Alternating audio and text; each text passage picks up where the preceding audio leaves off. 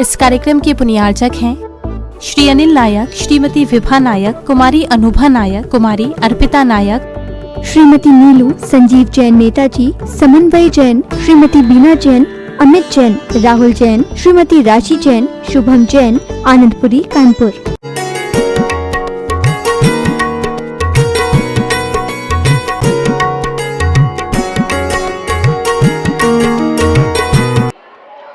चर्चा चल रही है 16 कारण की दूसरी भावना, विनय संपन्नता। दर्शन विशुद्धि की चर्चा हमने बड़े विस्तार से सुनी, और जो जितना विनयशील होता है उस व्यक्ति का हर जगह बहुमान होता है, उसका सम्मान होता है। हम लौकिक में भी देखते हैं और पारलौकिक में भी देखते हैं।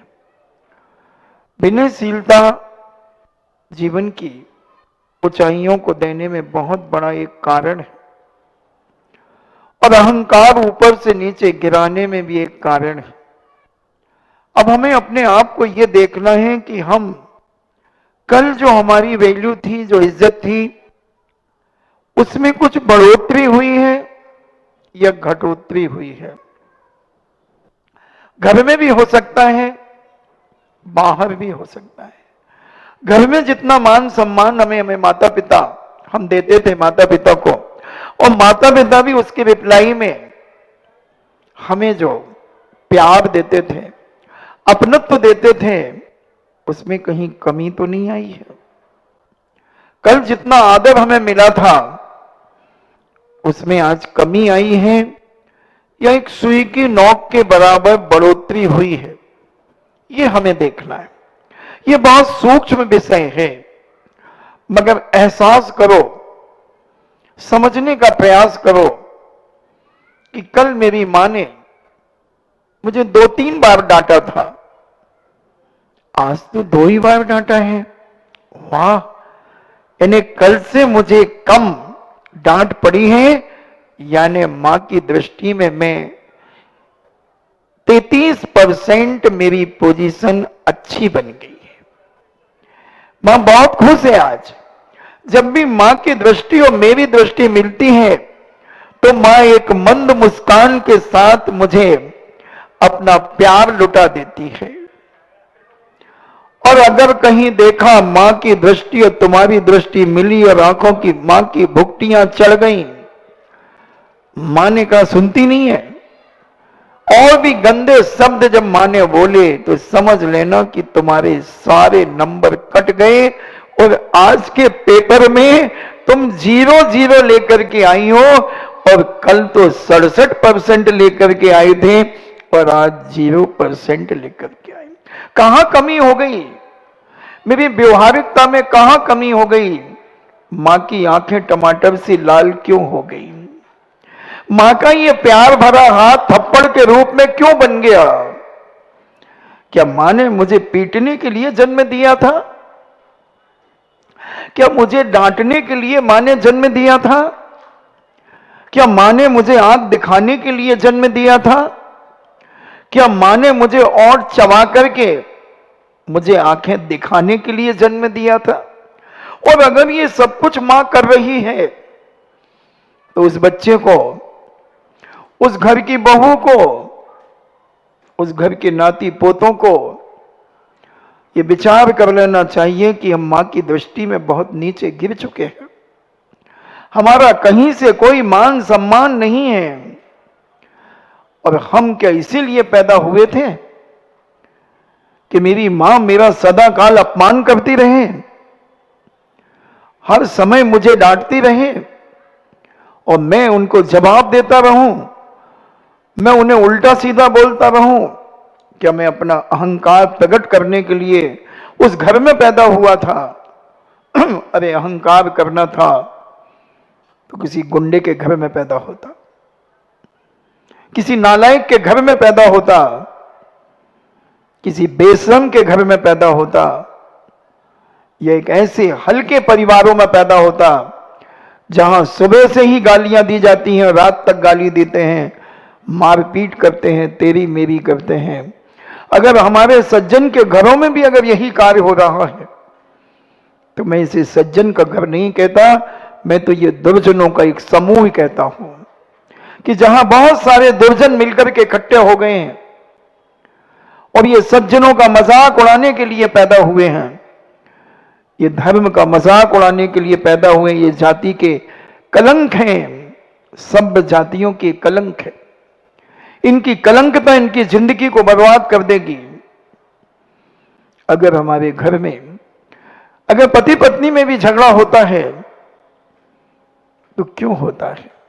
मैं उस पुरुष से कहना चाहता हूं कि तुमने झगड़ने के लिए एक साथी लेकर के आए थे? क्या तुम्हारे माता पिता ने एक झगड़ा करने के लिए तुम्हें एक स्त्री दी थी? और उस स्त्री से भी पूछना चाहता हूं कि तुम्हें एक पुरुष के हवाले किया था तो क्या झगड़ने के लिए किया था? एक दूसरे को जलील करने के लिए किया था कि एक दूसरे का विनय करने के लिए कहा था, एक दूसरे का मान सम्मान रखने के लिए किया गया था? ये जोड़ा जो बनाया गया था किस लिए? कि कैसे भी हो तुम अकेले चिड़चिड़ेपन से ग्रसित हो रहे थे, तुम अकेले परेशान से महसूस होते थे, तो माता पिता ने तुम्हारे लिए एक सहयोगी दिया, एक हेल्पर दिया, एक पार्टनर दिया, मगर पार्टनर से तुमने अनबन बना ली, पार्टनर की तुमने उपेक्षा कर दी, तुमने उसका अपमान कर दिया, उसकी इंसल्टी कर दी, उस ईंट का जवाब तुमने पत्थर से दे दिया।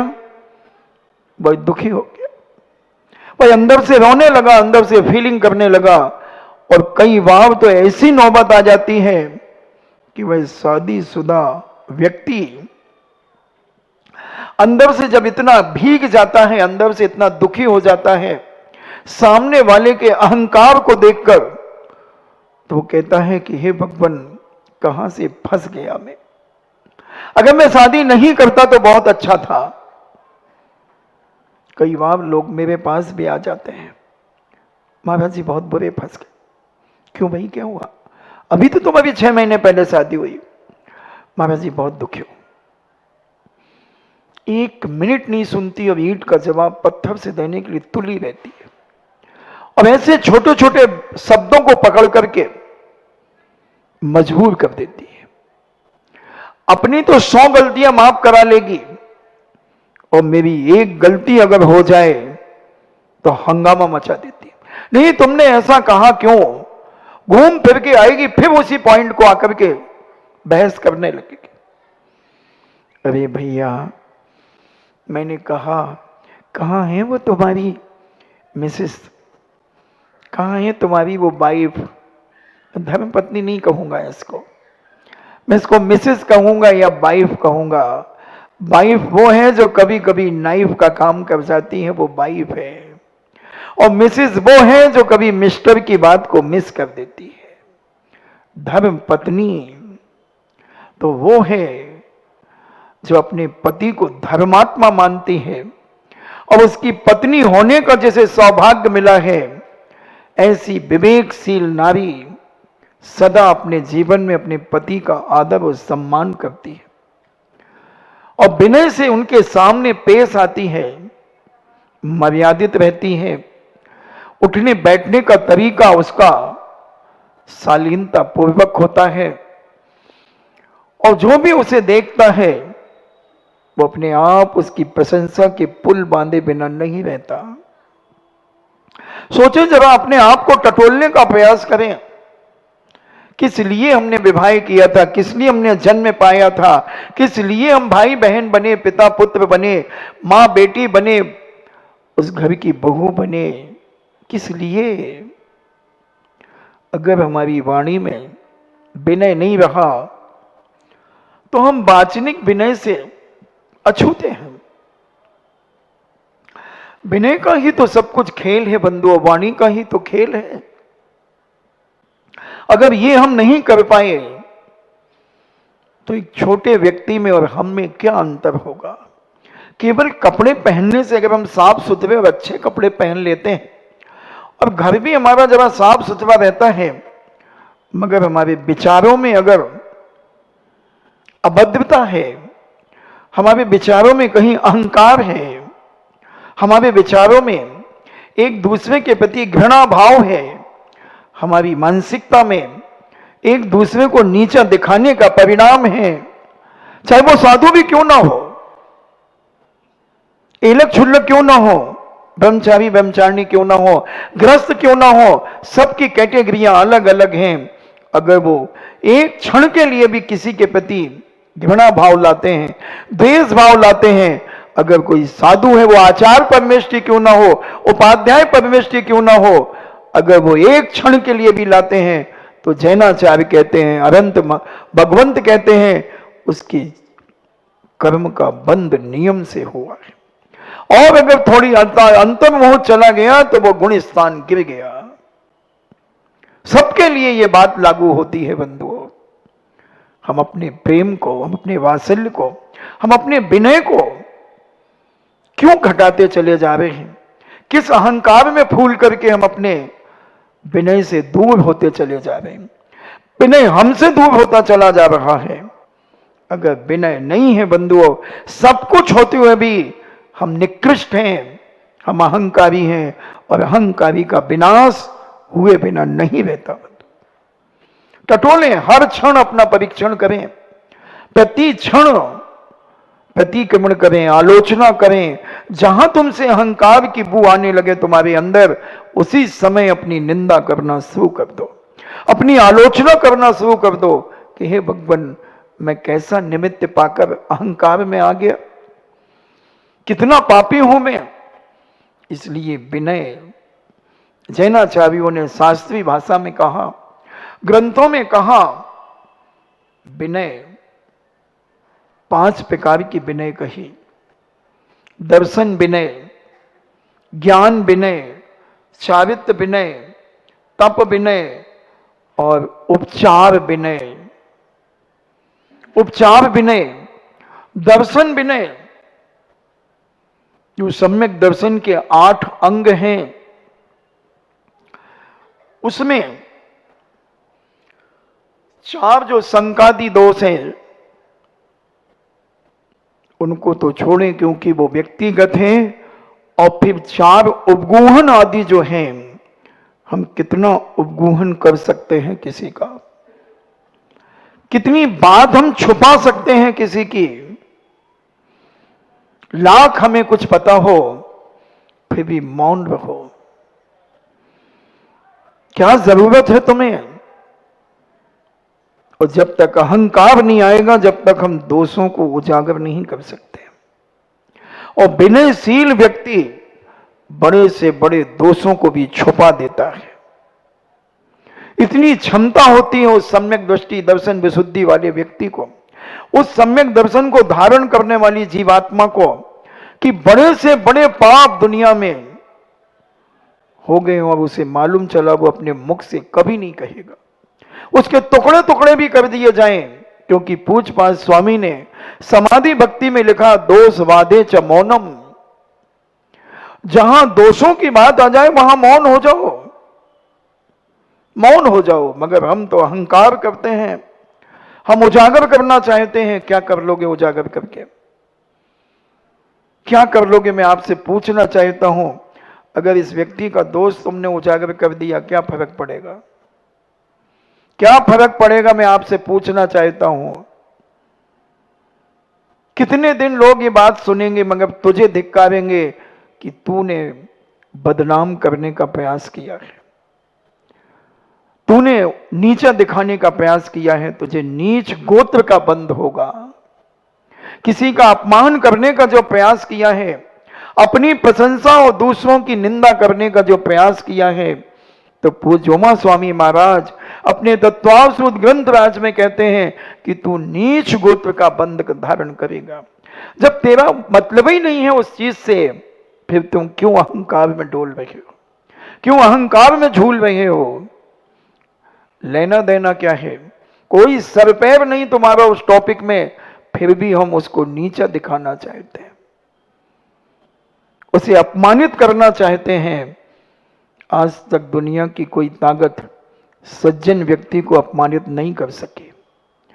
और मैंने तो देखा कि जितना लोग प्रयास करते हैं किसी को नीचा दिखाने का, वो और उन्नति को प्राप्त होता चला जाता है, वो और उठता चला जाता है, और ख्याति प्राप्त होती चली जाती है। क्योंकि कर नहीं तो डर नहीं। एक सूत्र ले लेना अपने जीवन में, कर नहीं, जब कर नहीं है तो डरने की क्या आवश्यकता है? क्यों हम अपनी मानसिकता को विकृत करेंगे? ये विनयशील व्यक्ति इस पर सोचता है, सम्यक दृष्टि व्यक्ति इस पर विचार करता है। और यश कीर्ति जब होती है, गुण कीर्ति जब होती है, तो सारी दुनिया भी अगर एक तरफ हो जाए और वो व्यक्ति अकेला रहे तो भी वो दिन दूना रात चौगुना ख्याति प्राप्त करता चला जाता है। कितने लोग किस किस को बदनाम करने का प्रयास करते हैं, मगर मैंने देखा, वर्तमान में भी देख रहा हूं कि जो जो दूसरों को बदनाम करने का प्रयास करता वो स्वयं बदनाम होते चले जा रहे, उनकी इज्जत स्वयं मिट्टी में मिलती चली जा रही है। समाज में दो दो चार चार टुकड़े हो जाते हैं ऐसे व्यक्तियों के बीच में रहने से। इसलिए हमारे जैनाचार्य कहते हैं, संत महंत भगवंत कहते हैं, सदा विनयशील बनो, सदा नम्रता का जीवन जियो। और जितनी नम्रता तुम्हारे अंदर होगी उतने तुम महान बनते चले जाओगे, उतने ऊपर उठते चले जाओगे। हमारे महाराज को तो मैं तो स्प्रिंग कहता हूं। सुधा सागर को मैंने एक दिन सोचा कि ये तो स्प्रिंग है। स्प्रिंग देखा आपने? एक रिफिल में भी डलता है, और भी बहुत सारे स्प्रिंग होते हैं। और स्प्रिंग के अगर ऊपर अपन जोर से हाथ दबा दें तो स्प्रिंग क्या करता है? और ऊपर उचकता है। सुधा सागर जी महाराज भी ऐसे ही स्प्रिंग हैं। इनको लोग दबाने का प्रयास करते हैं, जो और ऊपर उछलते हैं, और इतने ऊपर उछलते चले जाते हैं कोई ताकत इन्हें रोक नहीं सकती, कोई ताकत नहीं रोक सकती। बंधु, हर व्यक्ति को अपना ऐसा ही चरित्र बनाना चाहिए, अपने गुण ऐसे बनाना चाहिए, अपना जीवन ऐसा बनाना चाहिए कि कितनी भी लोग गंदगी फेंके हमारे ऊपर, मगर रिफ्लेक्स में वो गंदगी उसी के ऊपर गिरे और लोग उसे ही थू कर रहे हैं, करते हैं। ऐसा कुछ काम अपने जीवन में करो, और वही कर सकता है जिसका सम्यक दर्शन दृढ़ है, जिसे देव सास गुरु के प्रति आस्था अकाट है, जिसका दिखावा नहीं है, अंदर के परिणामों से देव सास गुरु के प्रति अकाट श्रद्धा है, विश्वास है, प्रतीति है, लगन है, उसका सम्यक दर्शन दृढ़ है। और दर्शन विशुद्धि उसी के अंदर होगी। और जब दर्शन विशुद्धि होगी तो दूसरी भावना विनय संपन्नता उसकी रग रग में उत्पन्न होने लगेगी। विचार करें, समझने का प्रयास करें। दर्शन विनय, दर्शन विनय। तो संकादी जो चार दोष उनको त्याग करना, निशांकित यानी शंका, इच्छाएं, ग्लानि, इनसे दूर रहने का प्रयास करें और अपने जीवन को उपगोहन, ये विनयशील व्यक्ति ही उपगोहन कर सकता है, वही प्रभावना कर सकता है। विनयशील हर व्यक्ति प्रभावना नहीं कर सकता बंधुओं, हर व्यक्ति के अंदर वात्सल्य नहीं आ सकता, हर व्यक्ति के अंदर वात्सल्य नहीं आ सकता। इसलिए जैनाचार्यों ने सम्यक दर्शन के जो 8 अंग हैं उनके विपरीत 4 का तो त्याग करना ही है। संकादी जो दोष हैं, आकांक्षा है, ग्लानि है और मूढ़ता है, ये मूढ़ता, इनको त्याग करके उपगूहन, स्थितिकरण, वात्सल्य और प्रभावना, ये वही व्यक्ति के अंदर होगा जो विनयशील होगा।